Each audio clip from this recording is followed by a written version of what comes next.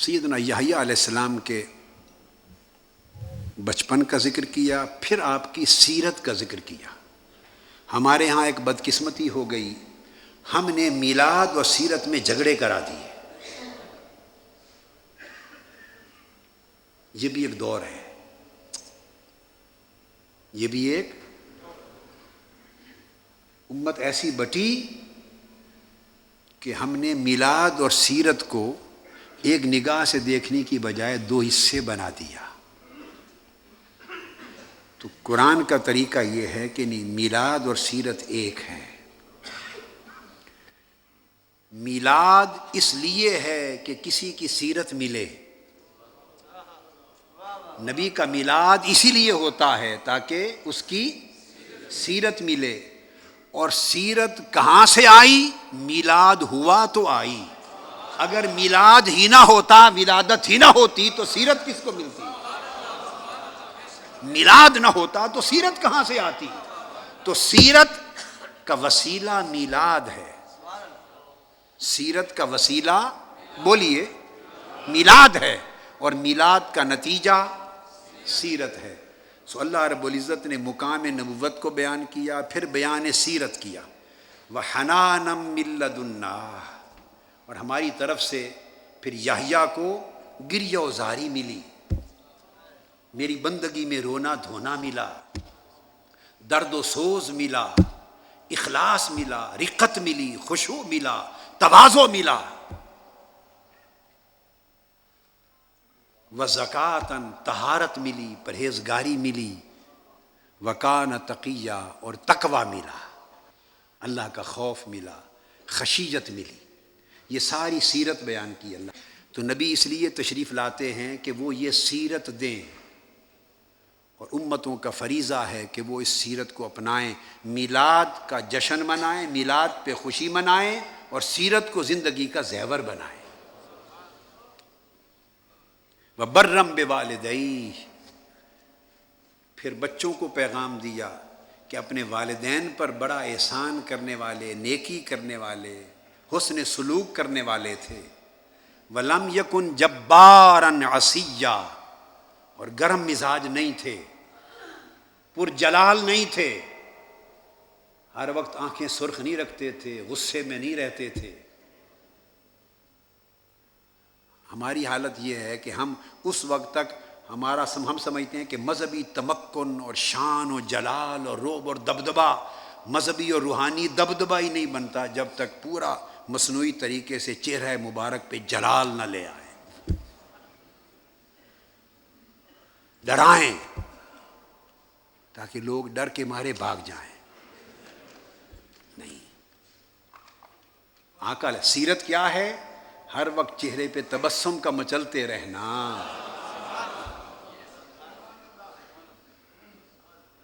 آقا علیہ السلام کے بارے میں ارشاد فرمایا سیدنا مولا علی المرتضیٰ نے، حضور کی صورت و سیرت یہ تھی کہ کوئی دور سے دیکھتا تو اس پر رعب طاری ہو جاتا، اور کوئی پاس بیٹھ جاتا تو حضور کے پیار میں گرفتار ہو جاتا۔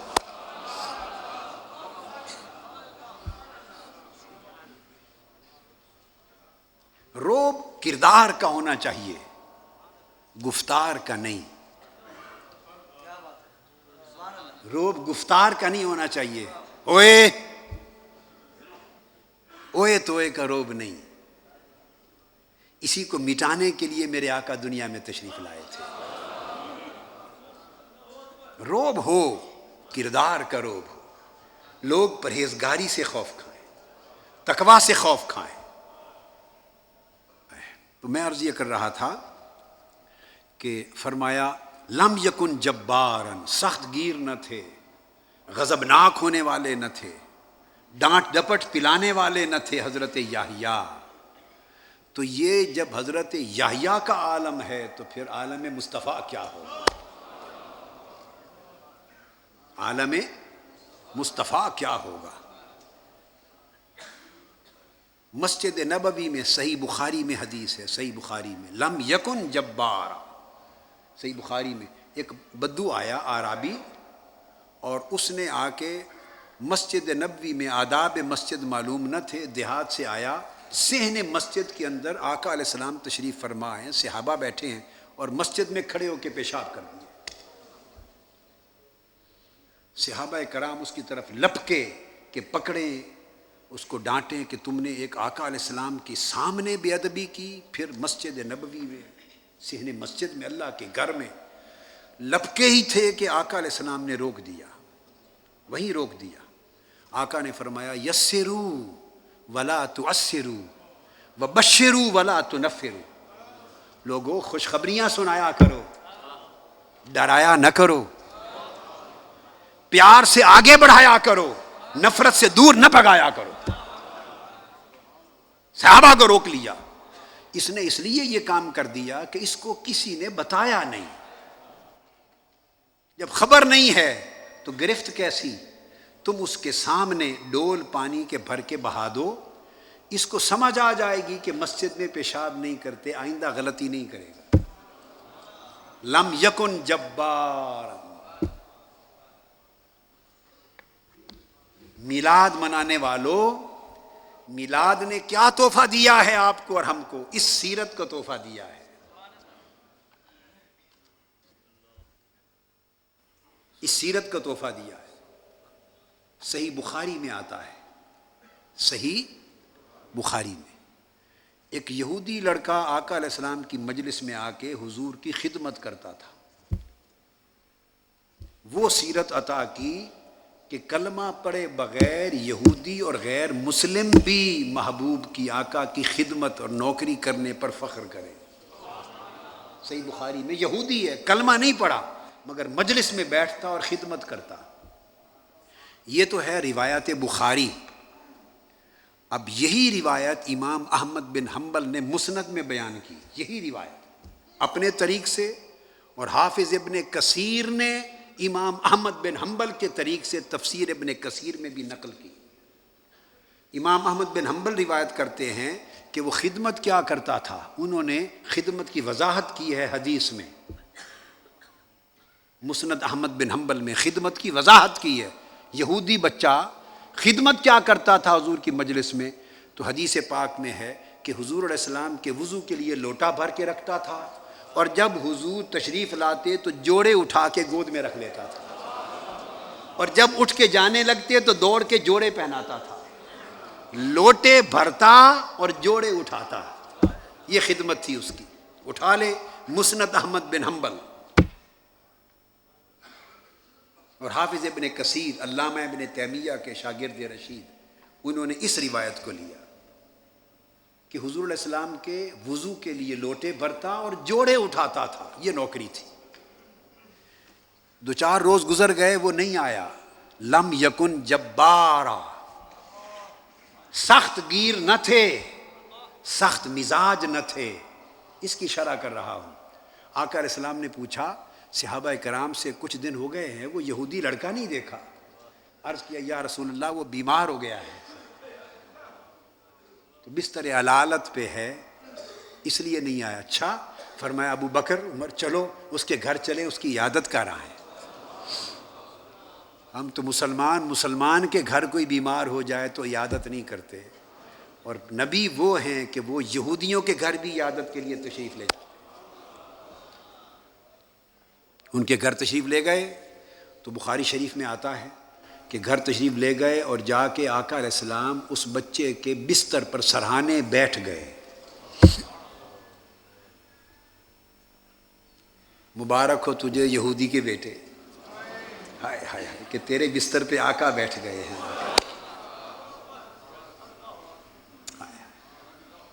کاش اس جگہ ہم ہی ہوتے. آقا بستر پہ بیٹھ گئے. اب ہمیشہ حضور کی مجلس میں آتا تھا، واز سنتا، قرآن کی آیتیں سنتا، حدیثیں سنتا. نہ اس نے کلمہ پڑھا اور نہ آقا علیہ السلام نے کبھی اس کو فرمایا کہ کلمہ پڑھ لو. بیٹھتا حضور کی مجلس میں تھا مگر فرمایا نہیں. یہ آداب دعوت و تبلیغ ہیں. یہ آداب دعوت و تبلیغ ہیں. اس لیے کہ بات گفتار سے نہیں بنتی، کردار سے بنتی.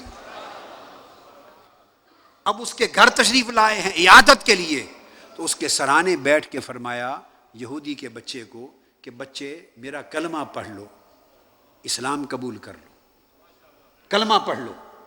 اس بچے نے اپنے باپ کی طرف مڑ کے دیکھا، یہ سب حدیث صحیح بخاری میں ہے اور مسند احمد بن حنبل میں۔ باپ کی طرف مڑ کے دیکھا، باپ خاموش کھڑا رہا، بچہ بھی باپ کے ڈر سے چپکے سے بیٹھا لیٹا رہا۔ آقا علیہ السلام نے دوبارہ فرمایا میرا کلمہ پڑھ لے۔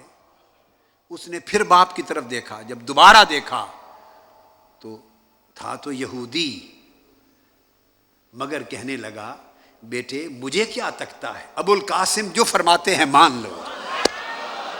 بچے یہ مصطفیٰ ہر ایک کے گھر تھوڑا جا کے دعوت دیتے رہتے ہیں کلمے کی، تمہارے گھر آئے ہیں آج دعوت دینے، مجھے کیوں دیکھتے ہو، کلمہ پڑھ لو۔ بچے نے کلمہ پڑھ لیا۔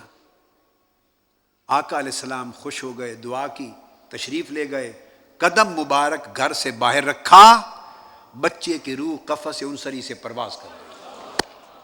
نگاہ نبوت سے دیکھ لیا تھا کہ ملک الموت پہنچ چکا ہے، روح قبض ہونے والی ہے، اور غیرت نبوت نے، غیرت رحمت نے گوارا نہ کیا کہ ہو ساری زندگی میرے جوڑے اٹھانے والا، ہو ساری زندگی میرے وضو کے لوٹے بھرنے والا اور جوڑے اٹھانے والا، اور ابھی مرنے کا وقت قریب ہے، جائے جہنم میں۔ مصطفیٰ کے جوڑے گوارا نہیں کر سکتے تھے کہ دوزخ میں چلے۔ تو حدیث پاک کے لفظ ہیں، آقا علیہ السلام ادھر گلی میں نکلے اور ہاتھ اٹھا کر فرماتے جا رہے تھے الحمدللہ الذی انقذہ اللہ بی من النار۔ اس اللہ کا شکر ہے جس نے میرے صدقے سے اس بچے کو دوزخ سے نکال لیا۔ یہ کلمہ وسیلہ ہے، اس حدیث میں کلمہ توسل ہے، الحمدللہ الذی انقذہ اللہ بی من النار۔ اس اللہ کا شکر جس نے میرے صدقے سے، میرے وسیلے سے اس کو دوزخ سے نکال لیا۔ اب یہاں ایک بات کہنے کی جسارت کروں گا، آقا علیہ السلام کی تو شان یہی تھی جو آپ نے فرمایا۔ آقا اجازت ہو تو ہم غلام بھی کچھ عرض کر دیں اسی موقع پر۔ حضور کی شان تھی، آپ نے شان کے لائق فرمایا کہ اس خدا کا شکر جس نے میرے صدقے سے اسے دوزخ سے نکال لیا۔ اور آقا ہم علی سبیل التنزل یہ کہیں گے اس خدا کا شکر جس نے حضور کے جوڑوں کے صدقے سے دوزخ سے نکال لیا۔ جو حضور کے وجہ سے، حضور کے صدقے سے دوزخ سے نکلا، وہ صدقہ تھا کیا؟ کوئی تہجد پڑھتا تھا، نماز پنجگانہ پڑھتا تھا، وہ تو سرے سے یہودی تھا، اس نے تو پوری زندگی کلمہ ہی نہیں پڑھا، نماز سیکھی نہیں، ایک عمل نہیں کیا۔ تو بتائیے اب دوزخ سے اگر بچا تو کس شے نے بچایا؟ ایک جھگڑا چلتا رہتا ہے مسلمانوں کے درمیان کہ محبت مقدم ہے یا عمل مقدم ہے۔ کیا جھگڑے ہیں؟ ایمان کی معرفت سے محرومی ہے اور کچھ نہیں ہے، کہ محبت مقدم ہے یا عمل اور اتباع مقدم ہے۔ میں تو نہ کسی کو مقدم کرتا ہوں نہ کسی کو مؤخر کرتا ہوں۔ اس حدیث کا نقطہ سمجھا دیتا ہوں، فیصلہ آپ کر لیجئے کہ وہ جو بچہ یہودی کا بچہ دوزخ سے بچ گیا، وہ عمل سے بچا یا مصطفیٰ کے جوڑوں کے صدقے سے بچا؟ اس کو دوزخ سے نکال کر جنت میں کس نے بھیجا؟ کوئی نماز پڑھی تھی؟ بولیے۔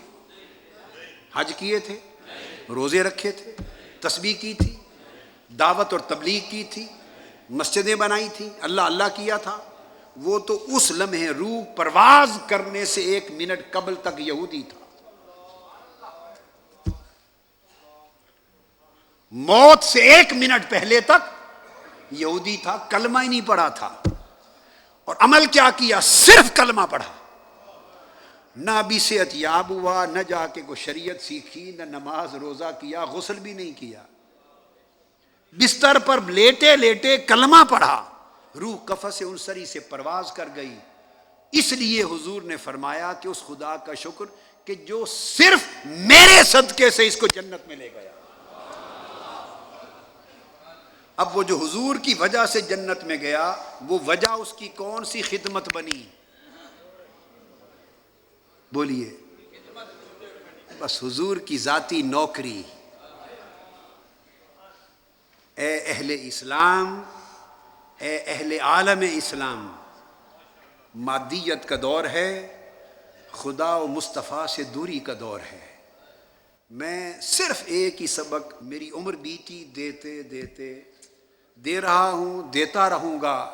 فقیرانہ آئے صدا کر چلے، میاں خوش رہو ہم دعا کر چلے. اور یہی سبق دیتے دیتے ہم بھی چلے جائیں گے.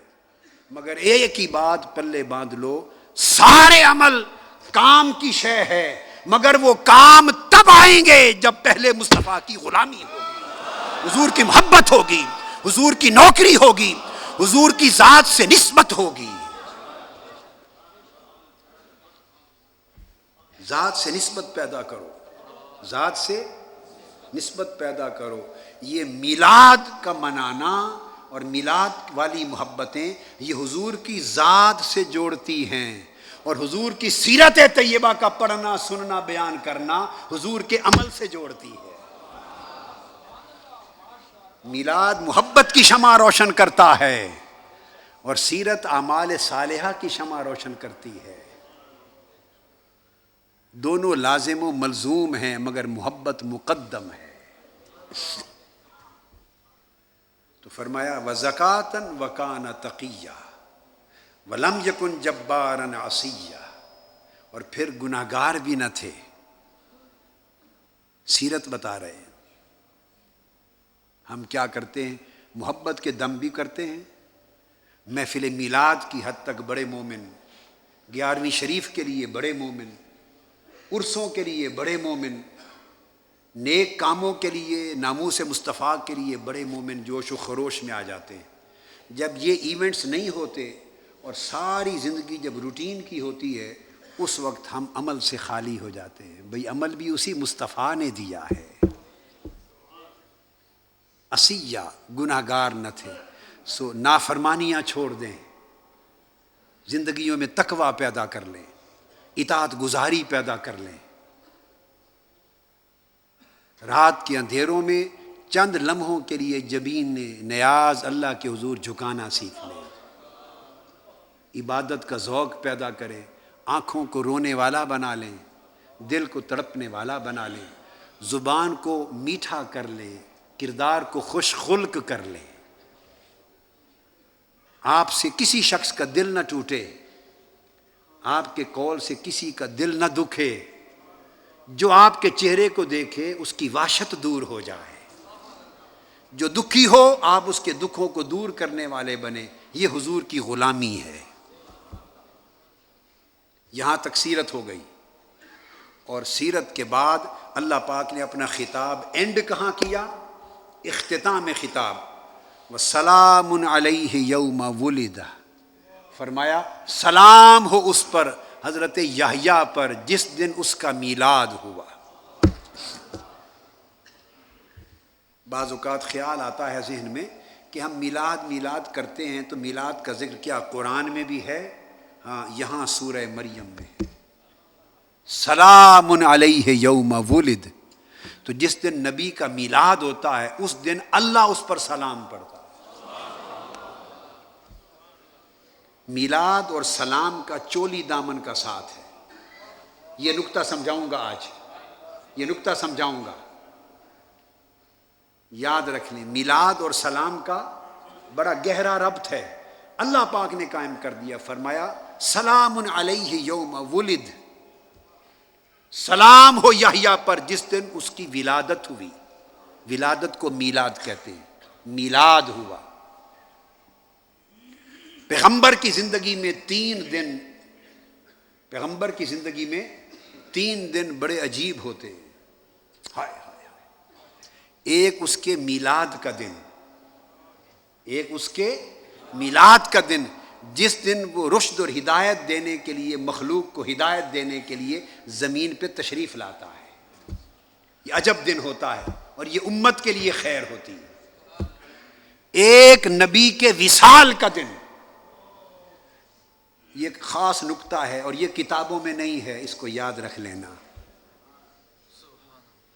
میلاد کا دن یہ نبی کے لیے نہیں ہوتا، یہ امت کے لیے ہوتا ہے. نبی اپنے لیے نہیں پیدا ہوتا، نبی انسانوں کے لیے پیدا ہوتا ہے، بھٹکی ہوئی انسانیت کے لیے پیدا ہوتا ہے، گمراہ مخلوق کو راہ راست پر لگانے کے لیے پیدا ہوتا ہے، ظلمتوں بھری اندھیری رات کو ہدایت کے نور سے روشن کرنے کے لیے پیدا ہوتا ہے، لوگوں کی جبینیں بتوں سے ہٹا کر وحدہ لا شریک کے سامنے جھکانے کے لیے پیدا ہوتا ہے، لوگوں کے دلوں کے کوٹھوں کو نور توحید سے منور کرنے کے لیے پیدا ہوتا ہے۔ نبی اوروں کے لیے پیدا ہوتا ہے، تو میلاد کا دن نبی کے لیے نہیں ہے، بولیے ہمارے لیے۔ میلاد کا دن کیا نبی کے لیے نہیں ہے، ہمارے لیے ہے، اور جو دن ہے ہی ہمارے لیے ہم وہی نہ منائیں، کیسی عجیب بات ہوئی۔ میلاد اس کے لیے تو ہے ہی نہیں، میلاد نبی کے لیے نہیں، وہ تو معلوم نہیں اس کی روح پر کیا بیتتی ہے کہ وہ اس کی قربتیں چھوڑ کر زمین پر آ رہی ہے۔ یہ ایک الگ مضمون ہے، اب یہ ایک مضمون ہی الگ ہے، ادھر میں نہیں جانا چاہتا۔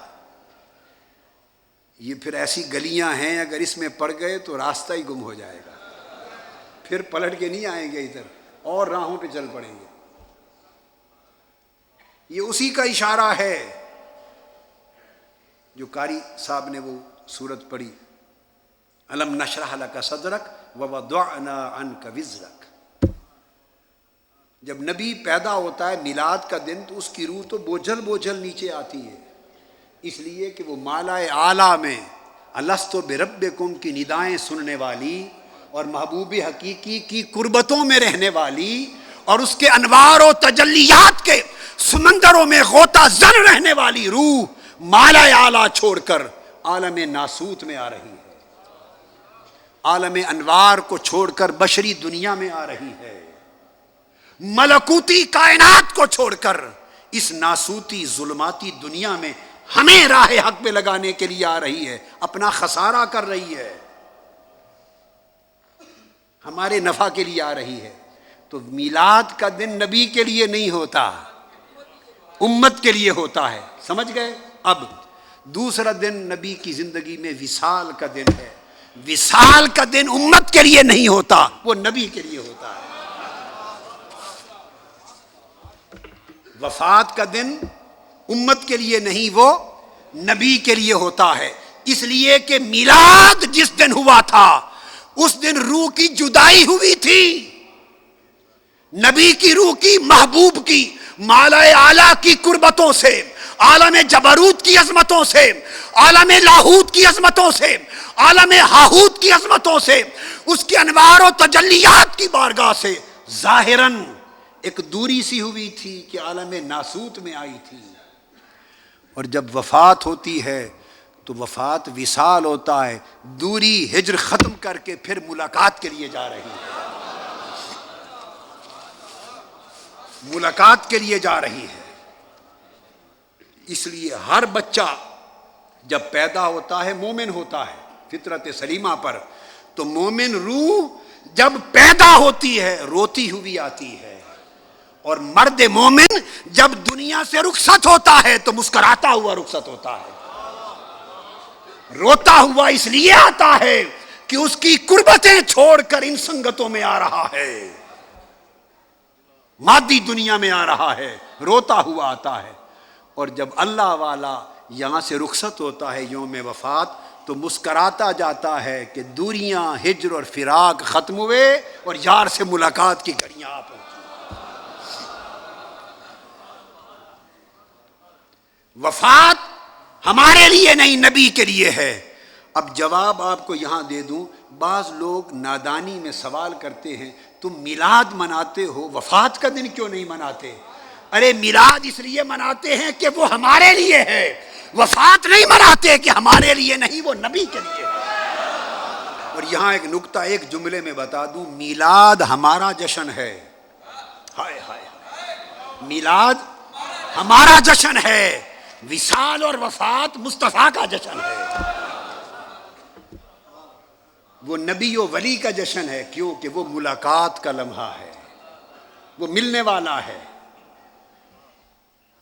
اس لیے وہ ہم نہیں مناتے، چونکہ ہم سے تو بچھڑ رہے ہیں ظاہراً، ادھر ملاقات ہو رہی ہے۔ تو دوسرا دن وفات کا ہے، اس دن نبی کی روح خوش ہوتی ہے، تو اللہ نے فرمایا وَيَوْمَ يَمُوتُ، سلام ہے جس دن میلاد ہوتا ہے نبی کا، اور پھر سلام ہے جس دن وفات اور وصال ہوتا ہے۔ تو نبی آتا بھی سلام میں ہے، اور نبی دنیا سے جاتا بھی سلام میں ہے۔ اب آپ کو سلام کی اہمیت سمجھ آ گئی؟ بولیے، اب جوڑ سمجھ آ گیا سلام کا؟ نبی آتا بھی سلام کے جھرمٹ میں ہے، ہائے ہائے ہائے، اور نبی جاتا بھی سلام کے جھرمٹ میں ہے، سلام کے گجروں سے جاتا ہے۔ اور پھر وَيَوْمَ يُبْعَثُ حَيًّا، اور تیسرا دن وہ کمال کا ہوگا جب قبریں کھلیں گی اور ہر نبی قیامت کا دن اٹھے گا، بعث الآخرہ کا دن، جب ہر نبی شفاعت کے لیے امت کو جمع کر رہا ہوگا تو قبر سے اٹھتا بھی سلام کے جرمٹ میں ہے۔ تو فرمایا سلام کرتا ہوں جس دن میرے نبی کا میلاد ہوتا ہے، سلام کرتا ہوں جس دن میرے نبی کا وصال ہوتا ہے، اور سلام بڑھا جائے گا جس دن میرا نبی قیامت کا دن پھر قبر سے اٹھے گا۔ تو نبی کی ساری زندگی اول سے آخر تک سلام میں ہے، اس لیے جس نے نبی سے جڑ جانا ہو وہ کثرت سے سلام پڑھا کرے، کثرت سے سلام پڑھا کرے۔ یہ اس لیے پھر اسی سورہ مریم میں یہ یحییٰ علیہ السلام کا ذکر تھا، ان کا ختم ہوا مضمون تو آگے عیسیٰ علیہ السلام کا شروع ہو گیا۔ پھر عیسیٰ علیہ السلام کہتے ہیں وَالسَّلَامُ عَلَيَّ يَوْمَ وُلِدتُّ وَيَوْمَ أَمُوتُ وَيَوْمَ أُبْعَثُ حَيًّا، اور سلام ہو مجھ پر جس دن میری ولادت ہوئی، اور سلام ہوگا مجھ پر جس دن قیامت سے قبل میری وفات ہوگی، اور پھر سلام ہو مجھ پر اور ہوگا مجھ پر جس دن روز قیامت میں قبر سے اٹھوں گا۔ یوم میلاد، یوم وصال اور یوم بعث الآخرہ۔ اس جگہ اللہ پاک نے فرمایا، ایک اور نکتہ سمجھ لیں، تفسیری نکتہ، تفسیری، سلام علیہ، متکلم اللہ ہے، اللہ فرما رہے ہیں سلام ہو یحییٰ پر میلاد کے دن، یا عیسیٰ علیہ السلام کہہ رہے ہیں والسلام علیہ یوم ولدت، مجھ پر سلام ہو میرے میلاد کے دن۔ دو سنتیں ثابت ہوئیں، قول عیسیٰ علیہ السلام سے، حضرت عیسیٰ علیہ السلام کے قول سے السلام علیہ یوم ولدت، حضرت عیسیٰ کے قول سے قرآن کے مطابق نبی پر سلام پڑھنا سنت نبی ثابت ہوئی، نبی خود سلام پڑھ رہے۔ اور سورہ مریم کے پہلے رکوع میں قول یحییٰ علیہ السلام کے مطابق نبی پر سلام پڑھنا سنت خدا ہوئی، سنت اللہ ہوئی۔ تو سلام ایک ایسی سنت ہے جو سنت انبیاء بھی ہے اور سنت اللہ بھی ہے۔ پھر اللہ پاک کو جس بھی نبی پر جب پیار آتا ہے خاص، بڑی نعمتیں کرتا ہے، بڑی سعادتیں کرتا ہے، بڑے انعام کرتا ہے، مگر جب خاص پیار آتا ہے وہ نبی پر سلام پڑھنے لگ جاتا ہے۔ اس کے پیار کے اظہار کا طریقہ بھی سلام پڑھنا ہے۔ امتیو، تم بھی پیار کا اظہار حضور کے سلام سے کیا ہے۔ قرآن کہتا ہے سلام علی نوح فی العالمین، اللہ پاک سلام پڑھ رہا ہے نوح پر، سلام علی نوح فی العالمین، سلام علی ابراہیم، سلام ہو نوح پر۔ پھر فرماتا ہے سلام ہو ابراہیم پر، پھر سلام علی موسیٰ و ہارون، سلام ہو موسیٰ اور ہارون پر۔ پھر فرمایا سلام علی الیاسین، حضرت الیاس پر سلام ہو۔ پھر فرمایا سلام، سارے نبیوں کا اکٹھا فرمایا سلام علی المرسلین، سب رسولوں پر سلام، سب رسولوں پر سلام۔ اور جو حضور کے امتی سلام پڑھنے والے، جب ان پر فرشتے اترتے ہیں شب قدر میں تو وہ بھی صبح تک سلام ہی پڑھتے رہتے ہیں، سلام ہی حتی مطلع الفجر۔